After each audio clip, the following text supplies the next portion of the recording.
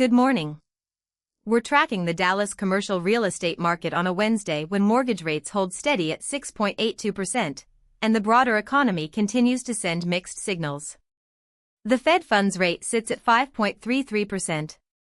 Inflation, measured year over year, stands at 3.4%. And employment remains relatively stable with unemployment at 3.7%. For investors and operators watching the Dallas metro, these macro conditions are shaping opportunity in distinct ways. Let's break down what's happening on the ground. Dallas remains one of the nation's most resilient markets, and for good reason. The metro continues to attract corporate relocations, talent inflow, and institutional capital. What we're seeing now is a market in recalibration. Mortgage rates in the low to mid 6% range have reset expectations for both debt structures and yield requirements across multifamily, office, and industrial assets. The unemployment rate of 3.7% signals a labor market that's cooling modestly from recent highs, but still maintaining enough friction to support wage growth in knowledge sectors that drive Dallas demand. That matters for Class A office and premium multifamily. On the inflation front, 3. Let's examine the headline metrics driving sentiment this week. Housing starts in the Dallas metro registered at 1,380 units. That figure matters because it's a leading indicator of construction momentum and, by extension, the confidence level among builders. That's a measured pace, neither breakneck nor recessionary. It suggests builders are pricing in the current rate environment and proceeding deliberately. The 30-year mortgage rate at 6.82% is meaningful for the multifamily and single-family rental sectors.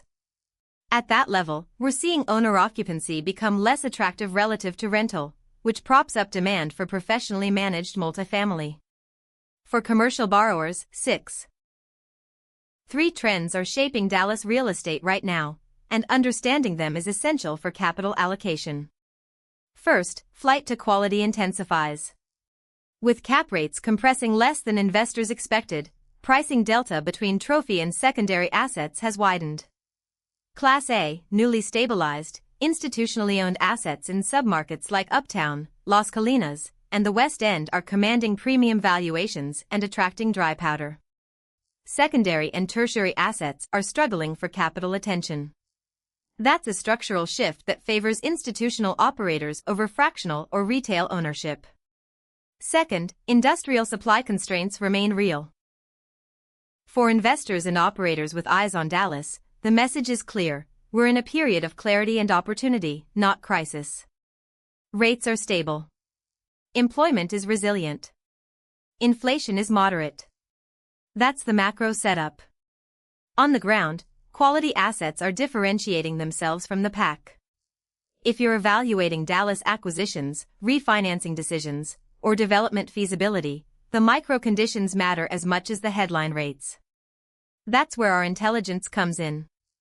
At RipplEffekt, we track Dallas submarkets, tenant credit quality, competitive supply pipelines, and capital flow dynamics in real time. Visit us at RipplEffekt.com for the full intelligence brief.